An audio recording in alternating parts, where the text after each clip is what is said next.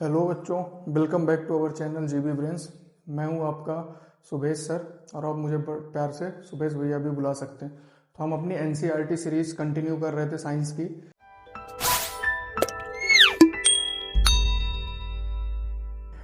अपनी NCERT series कर रहे थे जिसमें हम लोगों ने पहला चैप्टर केमिकल रिएक्शन चैप्टर हमने अच्छी तरीके से कर लिया था। अब हम लोग नेक्स्ट चैप्टर जो कि है हमारा एसिड बेस एंड सॉल्ट, इस चैप्टर को हम लोग क्या करेंगे, आगे करेंगे। इसके बाद हम लोग मेटल नॉन मेटल, फिर कार्बोनेट्स कंपाउंड। तो ये सारे चैप्टर करके हम लोग धीरे धीरे जो भी इंपॉर्टेंट टॉपिक्स हैं जो आपके बोर्ड में पूछे जाने की संभावना ज़्यादा है उसको हम लोग खत्म करेंगे पूरे कॉन्सेप्ट के साथ में। तो चलिए हम लोग शुरू करते हैं एसिड बेस एंड सॉल्ट। ये पढ़ने के पहले मैं कुछ आप लोगों को बेसिक चीजें बताता हूँ जो आपको याद रहनी चाहिए। पहला, एसिड क्या होते हैं बेटा, है ना। बेस क्या होते हैं, सॉल्ट क्या होते हैं, है ना। इनके बारे में आपको बेसिक क्या होना चाहिए बेटा, पता होना चाहिए कि एसिड क्या है, बेस क्या है, सॉल्ट क्या है। तो देखो, एसिड क्या होता है बेटा, जो एक्वस सॉल्यूशन में, किसमें बेटा, एक्वस सॉल्यूशन में H+ आयंस देते हैं, है ना। जो भी कंपाउंड एक्वस सॉल्यूशन में H+ आयंस देते हैं उन्हीं को ही हम लोग क्या बोलते हैं बेटा, एसिड बोलते हैं। और जो एक्वस सॉल्यूशन में क्या करते हैं बेटा, OH नेगेटिव आयंस देते हैं उसी को हम लोग क्या बोलते हैं बेटा, बेस बोलते हैं। और सॉल्ट क्या होते हैं बेटा, ये न्यूट्रल होते हैं।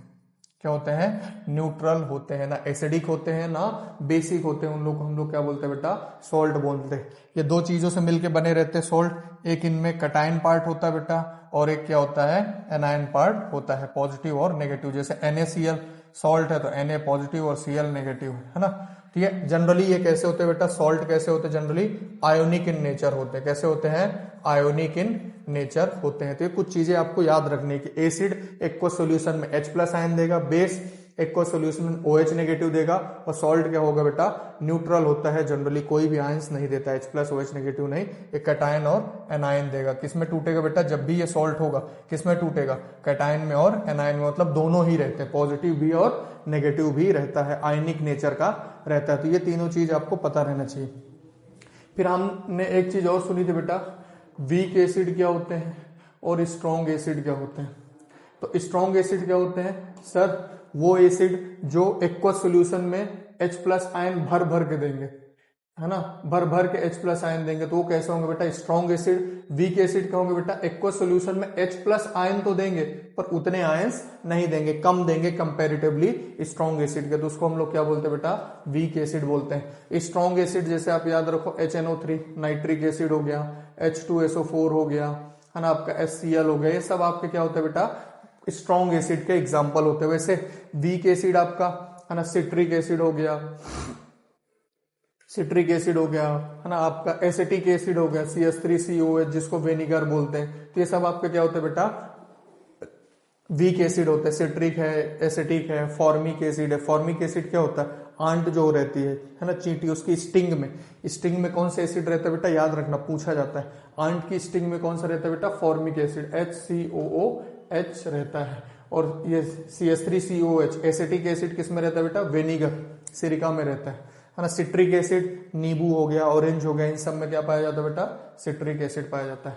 वैसे बेस की बात करते हैं तो कुछ स्ट्रॉन्ग बेस होते हैं जो जितना ज्यादा OH नेगेटिव आयंस देंगे एक्वस सॉल्यूशन में उनको स्ट्रॉन्ग बेस बोलते हैं, जो कम देंगे उनको वीक बेस बोलते हैं। तो स्ट्रॉन्ग बेस के एग्जांपल आप याद रखो बेटा, सोडियम हाइड्रोक्साइड है, पोटेशियम हाइड्रोक्साइड है ना, कैल्शियम हाइड्रोक्साइड, ये सब क्या होते हैं, स्ट्रॉन्ग बेस होते हैं, है ना। वीक बेस, है ना, वीक बेस में अमोनियम हाइड्रोक्साइड है, NH4, है ना, NH4OH, है ना, तो ये सब क्या होते हैं बेटा, वीक बेस होते हैं। तो इनको आपको पता रहना चाहिए। वीक बेस और स्ट्रॉन्ग बेस कैसे बोल रहे हैं, जो जितना OH नेगेटिव आयंस देगा वो स्ट्रॉन्ग बेस, जो कम देगा वो वीक बेस होता है। तो ये कुछ कॉन्सेप्ट्स हैं जो आपको इस चैप्टर में जाने से पहले पता होना चाहिए, नॉर्मल पता होना चाहिए कि एसिड क्या है, बेस क्या है ना, सॉल्ट क्या है, स्ट्रॉन्ग एसिड क्या है, वीक एसिड क्या है, कैसे हम लोग इनको स्ट्रॉन्ग और वीक बोलते हैं, कौन एक्वस सॉल्यूशन में अगर ज्यादा आयंस H+ दे रहा तो उसको कौन सा एसिड बोलेंगे, अगर OH नेगेटिव आयंस भर भर के दे रहा तो उसको कौन सा एसिड बोलेंगे। तो ये सारी चीजें आपको पता होनी चाहिए, ठीक है। तो देखते और बीच में कोई भी कॉन्सेप्ट आएगा तो हम लोग उसको उसी में ही देख लेंगे, पर बेसिक आपको ये सारी चीजें पता होनी चाहिए। और बेसिक आपको ये भी पता होना चाहिए कि एसिड की फिजिकल प्रॉपर्टी क्या होती है और बेस की फिजिकल प्रॉपर्टी क्या होती है। एसिड सॉर इन टेस्ट होता है, बेस जो होता है बिटर इन टेस्ट होता है। एसिड इलेक्ट्रिसिटी कंडक्ट करता है, क्यों? क्योंकि उसमें आयंस बनते हैं। बेस भी इलेक्ट्रिसिटी क्या करता है? कंडक्ट करता है ना। एसिड क्या करता है बेटा? ब्लू लिटमस को रेड में कन्वर्ट करता है, और बेस क्या करता है? रेड को ब्लू में करता है। लिटमस पेपर होता है जिससे हम लोग पता करते हैं कि एसिड कौन है और बेस कौन है। तो ये सारी चीजें आप लोग को याद रखनी है, ठीक है। तो अगर कुछ लगे आपके काम का तो आप लोग स्क्रीनशॉट ले लो ना, बहुत होच पोच हो गया पर नोट डाउन कर सकते हैं। चलिए हम लोग क्वेश्चन शुरू करते हैं। पहला क्वेश्चन क्या बेटा? 5 solution A B C D E when tested with universal indicator showed pH 4, 1, 7, 11, 7 and 9 respectively which solution is। उसके पहले समझो pH होता क्या है। pH क्या होता है बेटा? है ना, हाइड्रोजन आयन कंसंट्रेशन, है ना, माइनस लॉग। इसका फॉर्मूला अगर मैं बोलूं तो फॉर्मूला होता है माइनस लॉग H पॉजिटिव। तो हम लोग को क्या बताता है बेटा? हाइड्रोजन आयन कंसंट्रेशन के बारे में क्या करता है? बताता है। उसी को ही हम लोग क्या बोलते हैं? पीएच बोलते हैं। पीएच की क्या होती है बेटा? एक स्केल होती है। क्या होती है? स्केल होती है, जिसमें एकदम बीच में ऐसा क्या रहता है? 7 रहता है। इधर 1 2 3 4 5 6 8 9 10 11 12 13 14। तो ये स्केल होती है बेटा, है ना, 1 से लेके पूरा 14 तक। तो ये जितना आप 7 से नीचे आते जाओगे, क्या आते जाओगे बेटा? 1 2 3 4 5 6, इसको 7 मान लो, 8 9 10 11 12 13 14। तो याद रखो 7 जो होता है ये कैसा होता है बेटा? जिसका भी पीएच 7 होगा वो कैसा होगा? न्यूट्रल होगा। ना एसिड है ना बेस है, न्यूट्रल है, तो उसको हम लोग 7 पीएच में रखेंगे। जैसे ही आप लोग 7 से 1 के साइड बढ़ेंगे तो एसिडिटी क्या होगी बेटा? बढ़ेगी, है ना। मान लो एक सॉल्यूशन है, उसका पीएच 1 है, एक सॉल्यूशन उसका पीएच 6 है, तो कौन ज्यादा एसिडिक होगा? सर 1 वाला ज्यादा एसिडिक होगा। क्यों? जैसे ही आप 7 से 1 के साइड बढ़ रहे हो तो एसिडिटी क्या हो रही? बढ़ रही है। एसिडिटी का बढ़ना मतलब क्या हो गया बेटा? H प्लस आयन का बढ़ना। और जितना कम पीएच होगा उतना ही क्या होगा बेटा? एसिडिक होगा, उतना ही हाईली एसिडिक होगा। अल्कलाइन में उल्टा होता है। जैसे आप 8 से 14 की तरफ बढ़ते जाओगे तो अल्कलाइन नेचर क्या होता है बेटा? बढ़ता है। अल्कलाइन और बेसिक नेचर क्या होता है बेटा? इसका बढ़ता है, ठीक है ना। तो 8 वाला कम बेसिक, 14 वाला सबसे ज्यादा बेसिक। तो यही क्या होती है बेटा? पीएच स्केल होती है, जिससे हम लोग ये पता करते हैं पीएच स्केल की मदद से कौन एसिडिक है, कौन बेसिक और कौन न्यूट्रल है।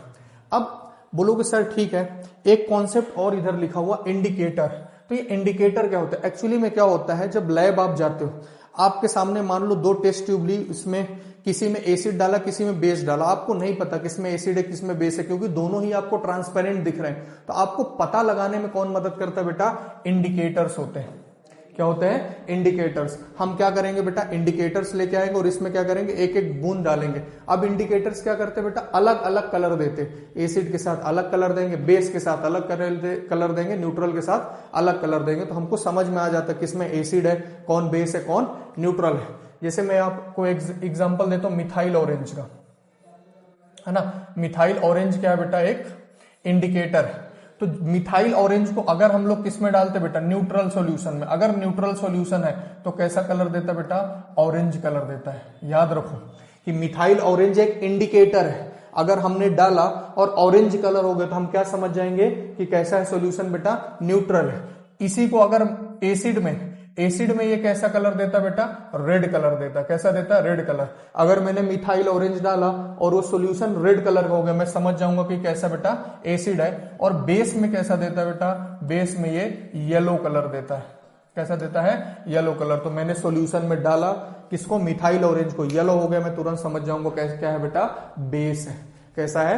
बेस है। तो ये इंडिकेटर्स होते हैं जो हमको, अगर हमको पता नहीं है कि कौन एसिड है कौन बेस है, तो हमको डिस्टिंग्विश करने में मदद करते हैं, है ना, with the help of colour change. ये अलग अलग सॉल्यूशन में अलग अलग कलर देते हैं। तो ये आपको चीजें पता रहनी चाहिए कि पीएच क्या है, इंडिकेटर्स क्या है। तो एक फिनोप्थलीन भी होता है ना, फिनोप्थलीन भी एक इंडिकेटर है, उसको भी याद रखो। वो एसिड के साथ कैसा हो जाता है बेटा? कोई कलर नहीं देता, कलरलेस होता है। पर वही बेस के साथ क्या करता है? कलर देता है। तो ये चीज आपको याद रखना है ना। फिनोप्थलीन याद रखो, फिनोप्थलीन, है ना। तो ये भी इंडिकेटर है। एसिड के साथ कैसा होगा बेटा? कलरलेस होगा, कोई भी कलर देगा क्या? नहीं देता है। पर वही बेस के साथ क्या होगा बेटा? कलर देगा क्या? हाँ, कौन सा कलर देता है?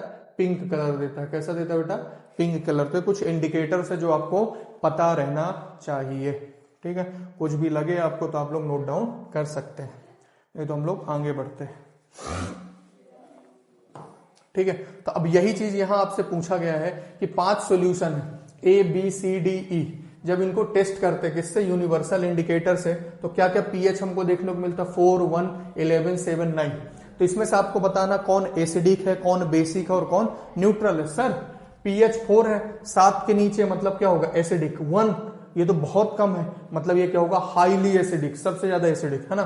11 है सर, 7 से उस साइड है, मतलब क्या है, बेसिक है, स्ट्रॉन्ग बेस है। 7 न्यूट्रल है, ये 9 क्या है बेटा, वीक बेस है।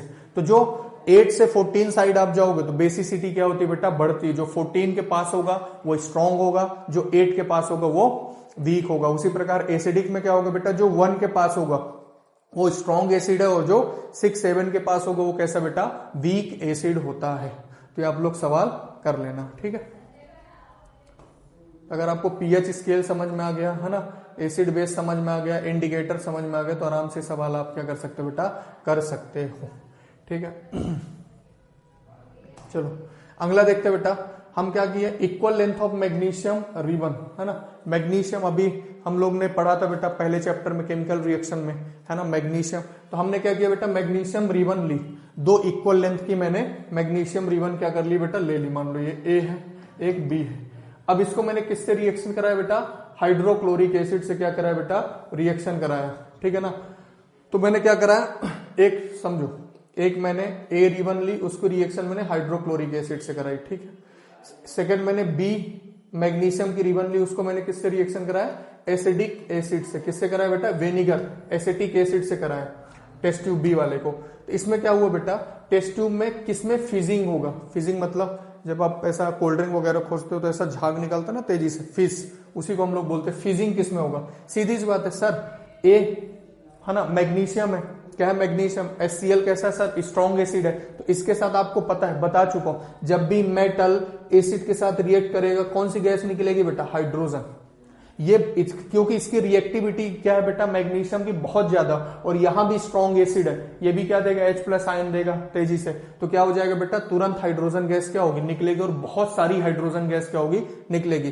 पर इधर क्या है, ये तो रिएक्टिव है, मैग्नीशियम मेटल है, ये भी एसिड है, पर एसिड कैसा बेटा, वीक एसिड है। वीक एसिड मतलब धीरे धीरे H+ आयन देगा। अगर धीरे धीरे H+ आयन देगा तो क्या हो जाएगा बेटा, हाइड्रोजन गैस तो निकलेगी, पर वो भी धीरे धीरे निकलेगी। तो यहां बहुत तेजी से निकलेगी, यहां बहुत धीरे निकलेगी। तो फिजिंग कब होगा, टेस्ट ट्यूब ए में, है ना। टेस्ट ट्यूब ए में क्या होगा बेटा, फिजिंग होगा। क्यों, क्योंकि मैग्नीशियम का रिएक्शन किससे हो गया, स्ट्रॉन्ग एसिड से। अगर स्ट्रॉन्ग एसिड है तो बहुत तेजी से क्या देगा बेटा, H+ आयन देगा। वहीं एसिटिक एसिड क्या है बेटा, वीक एसिड, तो H+ आयन तो देगा पर बहुत धीरे धीरे देता है। तो समझ आए। चलो अगला क्वेश्चन देखते हैं।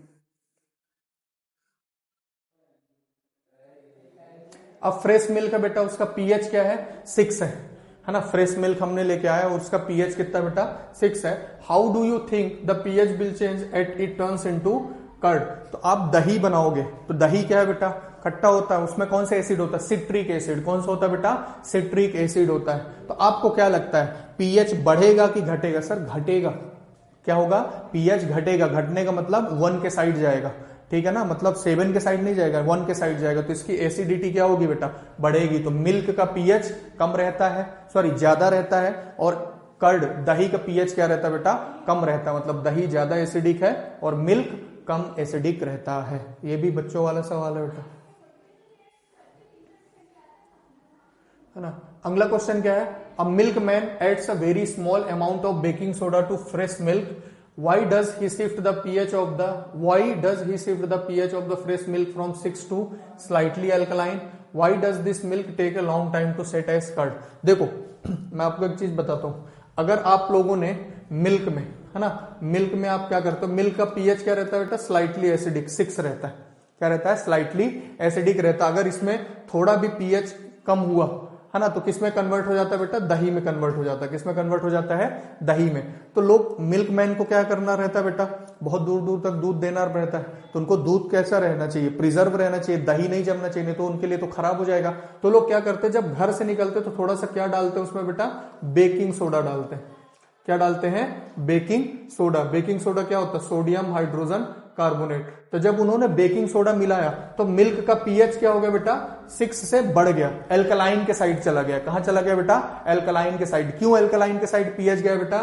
ताकि दूध जल्दी से किसमें कन्वर्ट ना हो बेटा? कर्ड में, है ना। तो दूध जल्दी दही में ना कन्वर्ट हो, इस कारण से क्या हो जाता है बेटा? मिल्कमैन क्या करते हैं? थोड़ा सा दूध में क्या ऐड कर देते हैं? बेकिंग सोडा, है ना। एक तरीके से दूध फटे नहीं। तो आप देखा होगा मम्मी लोग भी क्या करते हैं बेटा? जब दूध आता है तो उसमें थोड़ा सा बेकिंग सोडा डाल देते हैं। क्यों? ताकि थोड़ा वो अल्कलाइन हो जाए तो फटे नहीं। फटे नहीं मतलब दही में कन्वर्ट ना हो। अब सीधी सी बात है, अगर इस मिल्क में आपने बेकिंग सोडा डाल दिया तो उसका पीएच क्या हो गया? बढ़ गया, है ना। तो पहले मान लो नॉर्मल मिल्क को जमने में, दही जमने में 4 आवर लगते थे, क्योंकि उसका पीएच क्या था? 6 था नॉर्मल मिल्क का। पर अगर इसका पीएच 8 हो गया, बढ़ गया, अल्कलाइन हो गया, तब ये इसको कर्ड, दही जमने में भी क्या लगेगा बेटा? ज्यादा समय लगेगा, क्योंकि जब तक इसका पीएच 6 के नीचे नहीं आएगा तब तक दही नहीं जमेगा। ठीक है ना। तो याद रखना कि अगर हम लोग मिल्क में थोड़ा बेकिंग सोडा ऐड कर देते तो दूध लेट से फटता है, मतलब कर्ड लेट बनता है। ये चीज आपको याद रखना। क्यों? क्योंकि वो कैसा हो जाता है? एल्कलाइन नेचर का हो जाता है। ठीक है। अगला क्वेश्चन देखो बेटा, plaster of Paris should be stored in A moisture proof container, explain why. सबसे पहले ये देखो, प्लास्टर ऑफ पेरिस का फॉर्मूला क्या होता है? प्लास्टर ऑफ पेरिस क्या होता है बेटा? Calcium sulphate dot half H2O, ये प्लास्टर ऑफ पेरिस होता है। अब आपसे ये पूछ रहा है कि जो पीओपी होता है उसको हम लोग वाटर प्रूफ कंटेनर में क्यों रखते हैं? क्यों? क्योंकि जैसे ही बेटा अगर इसको वाटर के मॉलिक्यूल मिल गए, क्या मिल गए बेटा? वाटर के मॉलिक्यूल, किसमें कन्वर्ट हो जाता है? जिप्सम में। किसमें कन्वर्ट हो जाता है बेटा? जिप्सम में। कैल्शियम सल्फेट डॉट 2H2O, और जिप्सम कैसा हो जाता है बेटा? जिप्सम एक हार्ड सॉलिड बन जाता है। जैसे आपने देखा होगा सीमेंट जो होता है ना, सीमेंट में भी क्या हो जाता है बेटा? ये कैल्शियम कार्बोनेट मिलाया जाता है और जिप्सम भी मिलाया जाता है। इसीलिए जब घर बनते हैं तो उनकी क्या की जाती है बेटा? सिंचाई की जाती है ना, पानी डालते। क्यों? क्योंकि जितना तो उसमें जिप्सम है बेटा, जितना उसको पानी मिलेगा तो क्या करेगा? वाटर के मॉलिक्यूल को होल्ड करके कैसा बन जाएगा? एकदम पत्थर जैसा मजबूत बन जाता है ना। तो इसीलिए अगर पीओपी में गलती से पानी मिल गया तो कैसा बन जाएगा बेटा? हार्ड सॉलिड बन जाएगा, जिसको हम लोग जिप्सम बोलते हैं। तो जिप्सम का फॉर्मूला क्या होता है? CaSO4 dot 2H2O। इस कारण से हम लोग प्लास्टर ऑफ पेरिस को क्या करते हैं बेटा? वाटर कंटेनर जो होता है उससे दूर रखते हैं ना। चलो ठीक है, अगला रिएक्शन देखते हैं अपन। न्यूट्रलाइजेशन रिएक्शन क्या होता है बेटा? इंपॉर्टेंट रिएक्शन है ना। याद रखो, एसिड और बेस की जो रिएक्शन होती है, एसिड ने बेस को देखा, बेस ने एसिड, दोनों रिएक्शन करते हैं बेटा और क्या बनाते हैं? सॉल्ट बनाते हैं प्लस वाटर मॉलिक्यूल। क्या रिलीज हो जाता है बेटा? Water molecule. तो इसका मैकेनिज्म याद रखो, जब भी एसिड किससे रिएक्शन करेगा? बेस से, तो क्या हो जाएगा बेटा? ये किस प्रकार की रिएक्शन होती है? न्यूट्रलाइजेशन रिएक्शन होती है। कैसी होती है? न्यूट्रलाइजेशन। न्यूट्रल कर देंगे एक दूसरे को और प्रोडक्ट क्या बनाएंगे? सॉल्ट बनाएंगे प्लस वाटर का मॉलिक्यूल बनेगा ही बनेगा। तो ये रिएक्शन आपको याद रखना है। इसी रिएक्शन को हम लोग क्या बोलते हैं? Neutralisation reaction. इसका एग्जाम्पल क्या होता है? एग्जाम्पल समझो, जब भी एसिडिटी होती, क्या होती है? एसिडिटी, है ना। स्टमक में एसिडिटी बढ़ जाती है तो हम लोग क्या करते हैं बेटा? इनो वगैरह पीते हैं। क्यों? क्योंकि स्टमक में क्या बनी है बेटा? एसिड। तो हम लोग इनो में क्या रहता है? या तो सोडियम हाइड्रोजन कार्बोनेट रहेगा बेटा, या तो क्या रहेगा?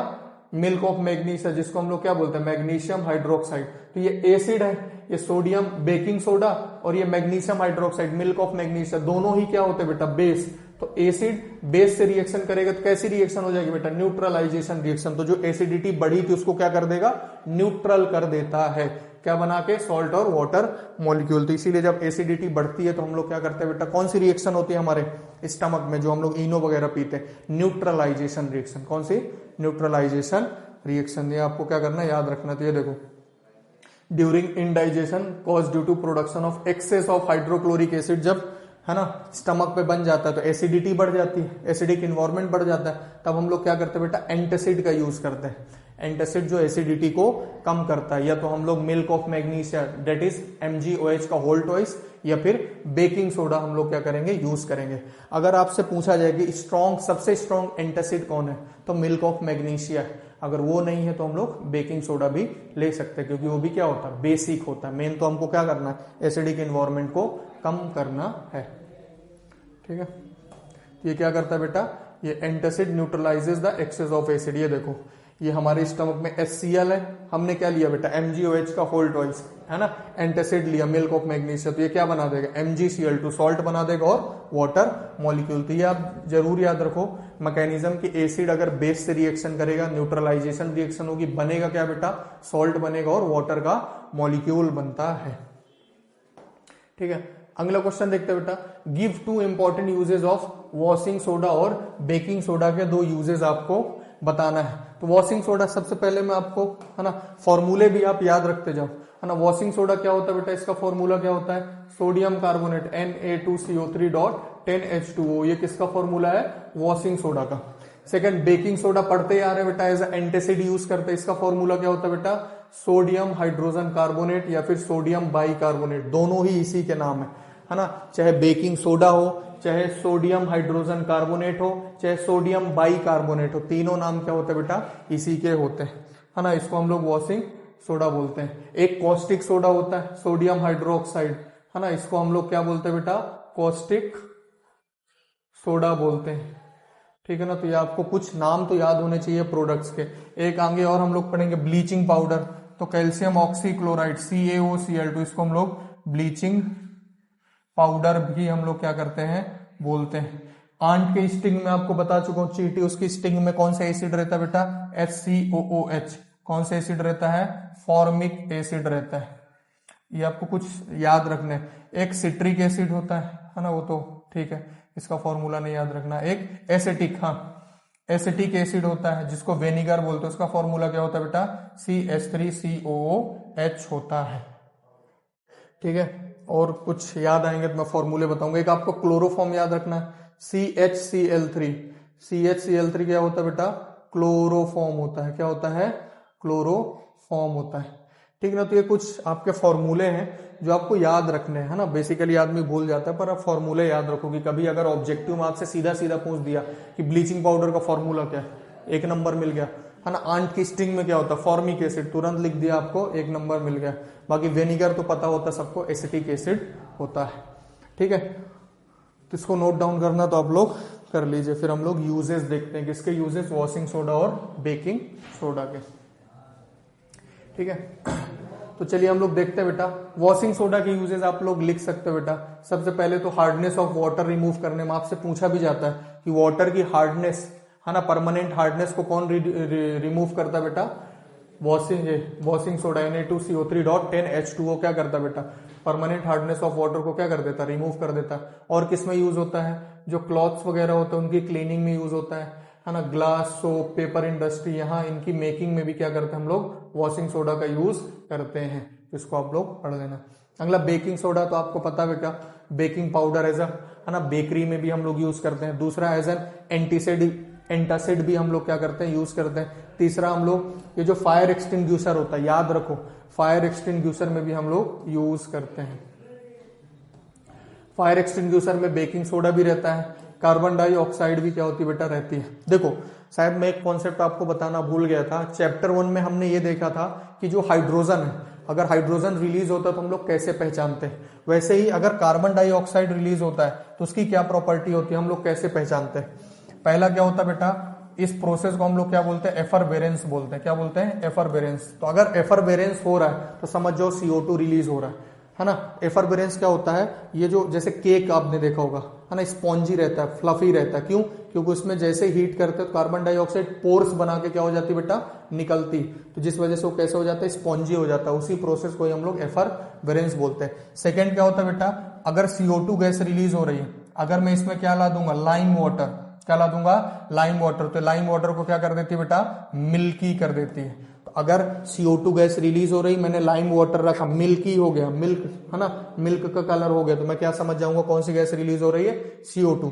तीसरा ये क्या होता है बेटा एज अ फायर एक्सटिंग्यूशर में यूज होती है। किसमें यूज होती है फायर एक्सटिंग्यूशर। फायर एक्सटिंग्यूशर क्या होता है बेटा आग जो बुझाने के काम आता है ना, तो उसमें भी क्या होती है बेटा ये गैस है ना CO2 गैस क्या होती है यूज होती है। और बेकिंग पाउडर का भी हम लोग यूज किसमें करते हैं फायर एक्सटिंग्यूशर में करते हैं। तो कुछ पॉइंट्स हैं जो आपको याद रखना चाहिए, आपके काम आएंगे, तो इसको याद रखिए। ये देखो केक को फ्लफी बनाने में ना पोरस रहता है, तो ऐसा स्पॉन्जी बनाने में काम आता है बेकिंग सोडा।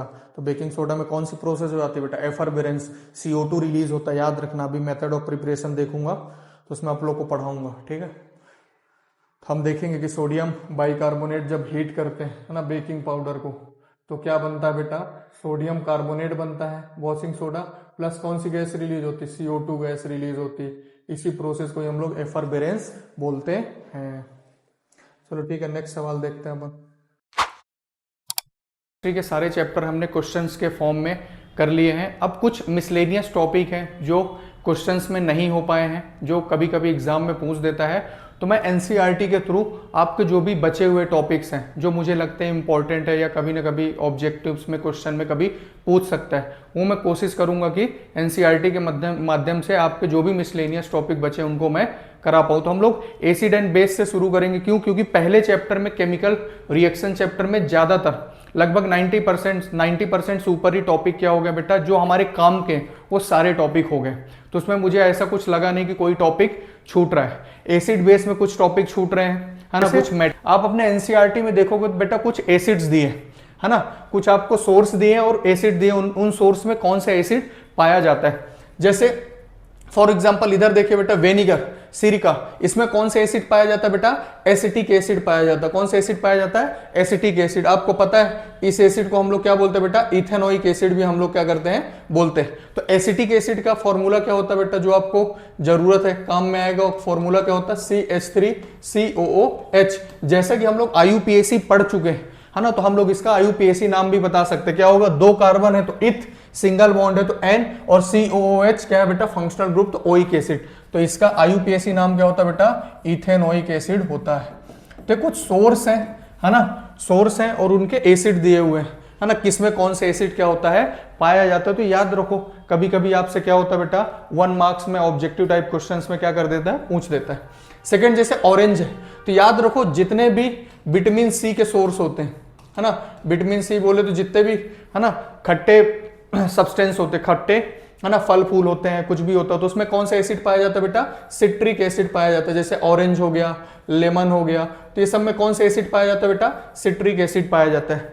वैसे अगला टमराइंड है, इसमें कौन सा एसिड पाया जाता है बेटा, टार्टरिक एसिड पाया जाता है। अगला टोमेटो है, टोमेटो में कौन सा एसिड पाया जाता है, ऑक्जेलिक एसिड पाया जाता है। ठीक है, वैसे बेटा कर्ड देख लो, है ना, कर्ड में कौन सा एसिड पाया जाता है, लैक्टिक एसिड पाया जाता है। लेमन ये दिया ही हुआ है, सिट्रिक एसिड। तो जितने खट्टे, है ना, फल फूल होते हैं तो उसमें क्या पाया जाता है बेटा, सिट्रिक एसिड पाया जाता है। वैसे आंट का जो स्टिंग है ना, आंट या फिर हनी बी की स्टिंग, उसमें कौन सा एसिड पाया जाता है, याद रखो बेटा, मीथेनोइक एसिड। कौन सा एसिड पाया जाता है, मीथेनोइक एसिड। बोले तो HCOOH। क्यों? क्योंकि मिथ मतलब एक कार्बन, सिंगल बॉन्ड, और ओइक एसिड का मतलब क्या होता है, COOH। तो ये फॉर्मूला है ना। नेटल स्टिंग में भी क्या पाया जाता है, मीथेनोइक एसिड। बोले तो HCOOH पाया जाता है। तो ये कुछ इंपॉर्टेंट एसिड्स है ना, उनके सोर्स दिए और उसमें कौन सा एसिड पाया जाता है ये आपको याद रखना है। ठीक है, जैसे सॉल्ट है बेटा, है ना, सॉल्ट के बारे में थोड़ा सा मैं आपको बता देता हूं, है ना। सॉल्ट्स क्या होता है बेटा, सॉल्ट्स देखो, ये एक्चुअली में सॉल्ट कब बनते हैं, जब कौन सी रिएक्शन होती है बेटा, न्यूट्रलाइजेशन रिएक्शन होती है। कैसी रिएक्शन होती है, न्यूट्रलाइजेशन रिएक्शन होती है। तो क्या बनते हैं बेटा, सॉल्ट बनते। क्यों? न्यूट्रलाइजेशन रिएक्शन क्या है, जब सर एसिड किससे रिएक्ट करेगा, बेस से रिएक्ट करेगा, क्या हो जाएगा बेटा, इनके बीच में रिएक्शन होगी, एसिड बेस, तो क्या बनता है बेटा, सॉल्ट बनता है। सॉल्ट जनरली क्या होता है बेटा, न्यूट्रल होता है। कैसा होता है, न्यूट्रल। और याद रखो, जब भी एसिड और बेस की रिएक्शन होगी तो वाटर मॉलिक्यूल जरूर रिलीज होगा। क्या होगा बेटा, पानी जरूर रिलीज होगा। तो एसिड और बेस की रिएक्शन से क्या बनता है, सॉल्ट बनता है। और सॉल्ट का पीएच कैसा होता है, 7 लगभग होता है, न्यूट्रल होता है। अब सॉल्ट भी 2 टाइप के होते हैं बेटा, है ना, एक एसिडिक सॉल्ट होता है, एक बेसिक सॉल्ट होता है। ठीक है, तो एसिड सॉल्ट क्या होता है बेटा, वो सॉल्ट जो स्ट्रॉन्ग एसिड और वीक बेस से मिलके बने रहते हैं। सीधी सी बात है, अगर एसिड स्ट्रॉन्ग होगा तो पीएच थोड़ा सा क्या हो जाएगा बेटा, 7 से अंदर 1 की साइड शिफ्ट होगा। तो अगर स्ट्रॉन्ग एसिड और वीक बेस का सॉल्ट है तो कैसा सॉल्ट होगा बेटा, एसिडिक सॉल्ट होगा। कैसा होगा, एसिडिक सॉल्ट। और वही अगर उल्टा करते हैं हम लोग, कैसा उल्टा करते हैं कि वीक एसिड और स्ट्रॉन्ग बेस का सॉल्ट अगर है ना, स्ट्रॉन्ग बेस का सॉल्ट है, तो कैसा सॉल्ट होगा बेटा, वो बेसिक सॉल्ट होगा। तो ये चीज आपको याद रखनी सॉल्ट के बारे में भी। कभी कभी आपसे पूछ देता है कि स्ट्रॉन्ग सॉल्ट का एग्जाम्पल कौन सा है, वीक सॉल्ट का एग्जाम्पल कौन सा है ना, या फिर एसिडिक सॉल्ट का एग्जाम्पल कौन सा है, बेसिक सॉल्ट का एग्जाम्पल कौन सा है। तो याद रखो एसिडिक सॉल्ट कौन से सॉल्ट होते हैं, वो सॉल्ट जो स्ट्रॉन्ग एसिड और वीक बेस से मिलकर बनते हैं, और बेसिक सॉल्ट कौन से होते हैं, जो स्ट्रॉन्ग बेस और वीक एसिड से मिलके बनते थे। कुछ आपको सॉल्ट क्या करने हैं, याद रखने हैं।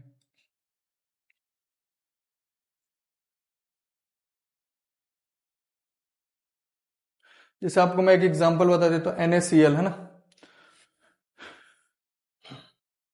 NaCl है ना, NaCl क्या है बेटा, सॉल्ट है, कॉमन सॉल्ट है जो हम सबके घर में यूज करते हैं। ये किससे किससे मिलकर बना हुआ बेटा, NaOH जो क्या है बेटा, बेस है, कैसा है, बेस है, प्लस HCl जो कैसा बेटा, एसिड है। अब इसमें देखो HCl एसिड, ये भी कैसा एसिड है बेटा, स्ट्रॉन्ग एसिड, बेस भी कैसा, स्ट्रॉन्ग बेस, तो सॉल्ट भी कैसा बनेगा बेटा, स्ट्रॉन्ग सॉल्ट। कैसा बनेगा, स्ट्रॉन्ग सॉल्ट। तो कोई भी सॉल्ट जो स्ट्रॉन्ग एसिड और स्ट्रॉन्ग बेस से बनता है उसको हम लोग स्ट्रॉन्ग सॉल्ट बोलते हैं, और वीक सॉल्ट क्या होते हैं, जो वीक एसिड और वीक बेस से बनते हैं। तो चार कॉन्सेप्ट सॉल्ट में याद रखो, है ना, acidic salt, basic salt, strong salt और वीक सॉल्ट। और सॉल्ट का पीएच क्या होता है, न्यूट्रल 7, है ना। तो एसिडिक सॉल्ट किससे बनेगा, स्ट्रॉन्ग एसिड वीक बेस से, basic salt strong base weak acid से, strong salt strong acid strong base से, weak salt weak acid weak base से बनते हैं, है ना। तो ये सॉल्ट आपको कुछ क्या करना है, याद रखने हैं। फिर अगला टॉपिक देखते जो छूटा है। देखो ये हमारे पास क्या है, सोडियम हाइड्रोक्साइड, है ना,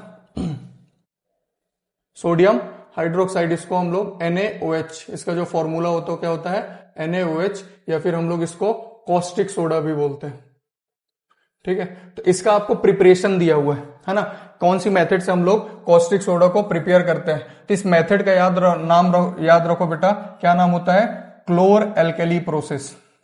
क्या होता है, क्लोर एल्केली प्रोसेस। इस प्रोसेस की मदद से हम लोग क्या करते हैं बेटा, NaOH क्या करते हैं, बनाते हैं। होता क्या है, देखो ऐसा एक हम लोग सेटअप लेते हैं, ये रहा, है ना, हमने क्या लिया बेटा, ऐसा एक सेटअप लिया, उसमें क्या किया, इधर एक इलेक्ट्रोड, है ना, 2 इलेक्ट्रोड रखे, एक एनोड होगा एक कैथोड होगा, एनोड में पॉजिटिव चार्ज, कैथोड में नेगेटिव चार्ज। इधर से हम लोग क्या डालते हैं, ब्राइन, है ना, NaCl, है ना, और इधर से अपना क्या निकलता है बेटा, NaOH निकल जाता है। अब क्या हो जाएगा, देखो ये जैसे ही आप डालोगे ब्राइन NaCl तो क्या हो जाएगा, Na पॉजिटिव Cl नेगेटिव में टूटेगा। तो Na पॉजिटिव है तो वो कहां कलेक्ट होगा, कैथोड पे, क्योंकि कैथोड नेगेटिव है, और Cl नेगेटिव है तो कहां कनेक्ट होगा, एनोड पे कनेक्ट होगा, कलेक्ट होगा। और ये हम लोग को क्या मिल जाएगा बेटा, ये देखो जैसे ही आप रिएक्शन करते हो NaCl एक्वस, तो ये जो NaCl एक्वस होता है इसी को हम लोग ब्राइन सॉल्यूशन बोलते हैं ना। तो जैसे ही आप लोगे किसमें, वाटर में, तो क्या मिलेगा बेटा, NaOH मिलता है, NaOH एक्वस में, और Cl2 gas plus hydrogen gas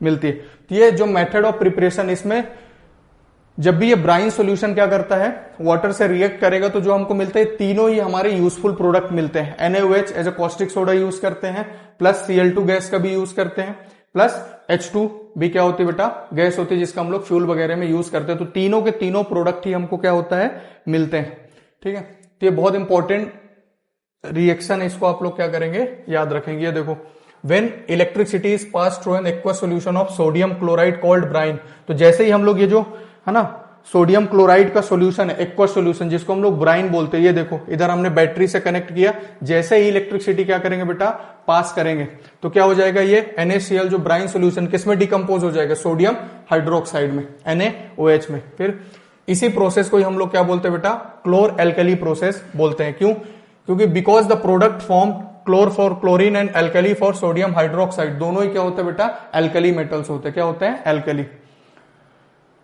फिर एक चीज ये बहुत इंपॉर्टेंट याद रखो, chlorine gas is given of at anode. तो क्लोरीन गैस आपको कहां मिलेगी, कैथोड में कि एनोड में, सर एनोड का पॉजिटिव चार्ज है, क्लोरीन टूटेगा तो नेगेटिव पॉजिटिव अट्रैक्ट होंगे, तो क्लोरीन कहां साइड आएगा बेटा, एनोड में मिलेगा, और हाइड्रोजन आपको कहां मिलेगा, कैथोड में मिलेगा। और तीनों जो 3 प्रोडक्ट बनते हैं इस क्लोर एल्कली प्रोसेस में, तीनों के तीनों प्रोडक्ट ही कैसे होते हैं, यूजफुल होते हैं हमारे लिए। तीनों प्रोडक्ट हम लोग कहीं ना कहीं इनको यूज कर सकते हैं, ठीक है, तो ये आपको याद रखना है। देखो जैसे क्लोरीन का यूज हम लोग किस में करते हैं, वाटर के ट्रीटमेंट में, आपने स्विमिंग पूल में देखा होगा, है ना, क्लोरीन डालते हैं तो पानी साफ हो जाता है। ये देखो स्विमिंग पूल, पीवीसी पाइप जो होते हैं, है ना, जो बाथरूम वगैरह में पाइप लगाते हैं, PVC polyvinyl chloride as a disinfectant भी हम लोग यूज करते हैं। और क्लोरोफ्लोरोकार्बन जो है ना ओजोन का डिप्लीशन करती है, उसमें भी हम लोग किसका यूज करते हैं, क्लोरीन का यूज करते हैं। एज ए पेस्टिसाइड भी हम लोग क्या करते हैं, क्लोरीन का यूज करते हैं। तो ये क्लोरीन कैसे बेटा, बहुत यूजफुल गैस होती है। वैसे हाइड्रोजन जलाने के काम आता है बेटा, है ना, एज अ फ्यूल हम लोग यूज करते हैं, रिन्यूएबल सोर्स है। सेकेंड अमोनिया NH4, वो अमोनिया किस में यूज करते हैं हम लोग, फर्टिलाइजर बनाने में। ठीक है, तो आपके सारे के सारे प्रोडक्ट ही क्या होते हैं, इस प्रोसेस में हम लोग को यूजफुल प्रोडक्ट्स मिलते हैं। फिर आपको ब्लीचिंग पाउडर की प्रिपरेशन दी हुई है ना, तो इसको भी आपको पढ़ना, ये भी बहुत इंपॉर्टेंट है। ब्लीचिंग पाउडर कैसे बनाते हैं, इधर हम लोग क्या लेते हैं बेटा, सिलेक्ट लाइन, कैल्शियम हाइड्रोक्साइड, उसका क्लोरीन से रिएक्शन कराते हैं तो क्या बनता है, CaCl2 plus CaCl2 plus H2O। तो ये हमारा जो बना है, इसी को ही हम लोग क्या बोलते हैं, ब्लीचिंग पाउडर बोलते हैं। ठीक है, ये देखो ब्लीचिंग पाउडर के यूज देख लो, for bleaching cotton and linen in the textile industry में इसका बहुत ज्यादा यूज हम लोग करते हैं। पेपर फैक्ट्री में हम लोग इसका यूज करते हैं, एज एन ऑक्सीडाइजिंग एजेंट इसका यूज करते हैं, है ना। और जम्स को किल करने में भी हम लोग किसका यूज करते हैं, ब्लीचिंग पाउडर का यूज करते हैं। वैसे आपको अगली प्रिपरेशन जो देखनी है, method of preparation baking soda की, बहुत इंपॉर्टेंट है ना। बेकिंग सोडा का फॉर्मूला क्या होता है, NaHCO3, sodium hydrogen carbonate, NaHCO3, ये क्या होता है बेटा, बेकिंग सोडा का फॉर्मूला होता है। एज ए एंटासिड भी हम लोग इसको यूज करते हैं। तो इसको हम लोग कैसे बनाते हैं, NaCl लेंगे plus water plus CO2 gas plus ammonia, इनकी रिएक्शन कराएंगे तो हमको इधर क्या मिलेगा बेटा, ammonium chloride plus sodium hydrogen carbonate मिलता है। ठीक है, और सोडियम हाइड्रोजन कार्बोनेट आपको पता है कैसा नेचर होता है बेटा, बेसिक नेचर होता है। कैसा होता है, बेसिक नेचर। तो ये आपको मेथड ऑफ प्रिपरेशन याद रखनी में, बेकिंग सोडा हो गया, चाहे आपका कॉस्टिक सोडा हो गया, कॉस्टिक सोडा क्लोर एल्कली प्रोसेस से बनाते हैं, आपका चाहे ब्लीचिंग पाउडर हो गया, है ना। तो ये आपको याद रखनी है, आपसे पूछ सकता है, मेथड ऑफ प्रिपरेशन प्लस उसके यूजेज आपसे पूछ सकता है। अगला, अगर हम लोग को इसी से क्या करना बेटा, हम लोग को सोडियम कार्बोनेट बनाना है, तो कैसे बनाएंगे, ये जो सोडियम बाइकार्बोनेट बना है उसको हीट कर दो, डिकम्पोजिशन रिएक्शन, तो ये किसमें टूट जाएगा, सोडियम कार्बोनेट, वाटर और CO2। ठीक है ना, तो ये क्या बन गया हमारा, सोडियम कार्बोनेट बन जाता है, Na2CO3.10H2O। तो अब बेकिंग सोडा के क्या यूज होते हैं बेटा, ये देखो, है ना, आपके ये केक मेकिंग इंडस्ट्री में यूज होता है, बेकरी वगैरह में यूज होता है ना। सोडियम कार्बोनेट को बनाने में यूज करते हैं हम लोग। तो ये सारे क्या होते हैं बेटा, यूजेस होते हैं। और मेन क्या होता है, जब भी हम लोग ये सोडियम कार्बोनेट को हीट करते हैं, तो हीट करने से हमको क्या रिलीज होती है बेटा, CO2 गैस। और आपको पता है जब भी CO2 गैस रिलीज होती है, इस प्रोसेस को हम लोग क्या बोलते हैं बेटा, एफरवेरेंस। क्या बोलते हैं, एफरवेरेंस। ये क्या करती है, जो आपके है ना बेकरी वगैरह में केक होते हैं, है ना, तो उसमें क्या हो जाएगा, जब कार्बन डाइऑक्साइड निकलती है तो पोर्स क्रिएट कर देती है, जिससे केक वगैरह जो होता है कैसा हो जाता है, फ्लफी हो जाता है, ऐसे स्पॉन्जी हो जाता है। तो ये आपको याद रखना है, लिखा हुआ है, carbon dioxide produce during the reaction can cause bread और cake to rise making them soft and spongy बना देता है। ठीक है, एज एन एंटासिड भी हम लोग यूज कर सकते हैं, है ना। फायर एक्सटिंग्विशर में भी हम लोग क्या करते हैं बेटा, बेकिंग सोडा का यूज करते हैं। तो एक चीज बहुत इंपॉर्टेंट है, बेकिंग सोडा का मेथड ऑफ प्रिपरेशन और उसके यूजेस जरूर पढ़ना बहुत इंपॉर्टेंट है। बेकिंग सोडा की मदद से ही हम लोग क्या बनाते हैं बेटा, है ना, सोडियम कार्बोनेट हम लोग क्या करते हैं, बनाते हैं, जो कि क्या है, वॉशिंग सोडा। ठीक है, वैसे ये देखो वॉशिंग सोडा आपको दिया है, क्या होता है वॉशिंग, ये सोडियम कार्बोनेट में अगर हम लोग क्या करते हैं, 10 वाटर के मॉलिक्यूल को ऐड कर देते तो क्या बन जाता है हमारा, वॉशिंग सोडा बन जाता है। इसका भी यूज हम लोग कहाँ करते हैं वॉशिंग सोडा का, ये देखो, है ना, ग्लास इंडस्ट्री में, सोप इंडस्ट्री में, पेपर इंडस्ट्री में, सोडियम कंपाउंड जैसे बोरेक्स बनाने के काम आता है बेटा। तो ये सब बहुत इंपॉर्टेंट पॉइंट्स है, ये याद रखो, आप से ऑब्जेक्टिव वगैरह में भी पूछ सकते हो, क्योंकि सीधी सीधी लाइन एनसीईआरटी में लिखी हुई, डोमेस्टिक पर्पज में कपड़े वगैरह धोने में यूज किया जाता है इसका। और लास्ट पॉइंट क्या बेटा, जो वाटर की हार्डनेस होती है, आपसे पूछा जाता है कि वाटर की जो हार्डनेस होती है उसको रिमूव करने के लिए हम लोग क्या यूज करते हैं बेटा, वॉशिंग सोडा यूज करते हैं। क्योंकि आपको मैं पढ़ा चुका हूं कि जो डिटर्जेंट होता है वो क्या करता है बेटा, हार्ड वाटर में भी क्या करता है, है ना, फोम बनाता है, जबकि सोप फोम नहीं बनाता, लेथर बनाता है, जो कि इनसोल्यूबल प्रेसिपिटेट होता है। ठीक है, तो ये कुछ क्या है बेटा आपके कुछ पॉइंट्स है जो है ना एसिड एंड बेस पे पढ़ाना था मेरे को। पहला आपको एसिड याद रखना है ना, कौन से सोर्स में कौन से एसिड पाया जाता है। फिर आपको सोडियम हाइड्रोक्साइड के मेथड ऑफ प्रिपरेशन याद रखनी है। इसके बाद आपको ब्लीचिंग पाउडर की याद रखनी है। फिर सोडियम बाइकार्बोनेट की याद रखनी है और सोडियम कार्बोनेट की। इन सब की मेथड ऑफ प्रिपरेशन, ये जितने भी मैं पढ़ाया, चाहे बेकिंग सोडा हो, चाहे वॉशिंग सोडा हो, चाहे ब्लीचिंग पाउडर हो, ये सारे के सारे ही आपके क्या बेटा सॉल्ट के एग्जाम्पल है। किसके हैं? सॉल्ट के एग्जाम्पल हैं। तो इनकी मेथड ऑफ प्रिपरेशन और इनके यूजेस अच्छे से पढ़ के जाना, खासकर क्लोर एल्कली प्रोसेस और सोडियम बाइकार्बोनेट की मेथड ऑफ प्रिपरेशन अच्छे से पढ़ के जाना, ये आपके एग्जाम में पूछ सकते हैं। तो क्लोर एल्कली का ये जहां डायग्राम, इस डायग्राम को भी आप लोग अच्छे से याद करके जाना, कोई दिक्कत नहीं है। 2 इलेक्ट्रोड लगा दिए, cathode anode, cathode negative, anode positive. इधर से आप NaCl के एक्वा सोल्यूशन ब्राइन डालेंगे तो NaCl क्या हो जाएगा? वाटर में टूटेगा, Na पॉजिटिव Cl नेगेटिव में। Na पॉजिटिव है तो कहां कलेक्ट होगा बेटा? कैथोड में। Cl नेगेटिव है तो कहां कलेक्ट होगा? एनोड में। तो आपको एनोड में क्लोरीन गैस मिलेगी और कैथोड में हाइड्रोजन गैस मिलेगी। ये इनके यूजेस दिए हैं, इनको पढ़ लेना। तो याद रखना, क्लोर एल्कली प्रोसेस में जितने भी प्रोडक्ट मिलते हैं, सारे प्रोडक्ट आपके लिए क्या होते हैं? यूजफुल होते हैं। सारे के सारे प्रोडक्ट यूजफुल होते हैं। वैसे कुछ पॉइंट थे जो आपके छूट रहे थे, तो मैंने इस पे कवर कर दिए जो एग्जाम में पूछे जा सकते हैं। ये प्लास्टर ऑफ पेरिस तो मैं आपको पढ़ा चुका हूं, है ना, कैल्शियम सल्फेट डॉट ½ और एक आपके है ना क्रिस्टलाइजेशन ऑफ है ना वाटर। तो इसमें क्या हो जाता है? वही सॉल्ट मॉलिक्यूल है, उसमें आप वाटर मॉलिक्यूल को क्या कर दो? ऐड कर दो, है ना। तो वही वाटर ऑफ क्रिस्टलाइजेशन हो जाता है। ये देखो, ये रहा वाटर ऑफ क्रिस्टलाइजेशन। जैसे हमने क्या किया था, है ना, सोडियम कार्बोनेट था, हमने सोडियम कार्बोनेट में क्या कर दिया? 10 वाटर के मॉलिक्यूल को ऐड कर दिए, तो क्या बन गया? ये सोडियम कार्बोनेट डॉट 10H2O। इसी को ही हम लोग क्या बोलते हैं? Water of crystallisation. तो पहले ये डिहाइड्रेटेड था, वाटर मॉलिक्यूल नहीं था, अब मैंने वाटर मॉलिक्यूल ऐड कर दिया तो कैसा हो गया? हाइड्रेटेड हो गया। ठीक है ना, यही है वाटर ऑफ क्रिस्टलाइजेशन। छोटा सा कॉन्सेप्ट इसमें दिया है, ठीक है, इसको भी कर लेना। बाकी तो इसमें सारी चीजें हो गई है ना। ये देखो, ये प्लास्टर ऑफ पेरिस को हम लोग क्या करते हैं बेटा? मॉइस्ट फ्री जगह में रखते हैं। क्यों? अगर इसमें वाटर मॉलिक्यूल ऐड हो गया तो क्या बना देगा? जिप्सम, जो कि बहुत हार्ड सब्सटेंस होता है। ऑलरेडी हम लोग क्वेश्चंस में कर चुके हैं। ठीक है, तो ये आपके सेकंड चैप्टर के है ना। फर्स्ट चैप्टर में तो लगभग क्वेश्चन आंसर फॉर्म में ही सारे कवर हो गए थे। ये आपके सेकंड चैप्टर के कुछ मिसलेनियस टॉपिक थे जो बच रहे थे। कल अपन लोग चैप्टर 3 और चैप्टर 4 के मिसलेनियस टॉपिक को खत्म करेंगे। Thank you.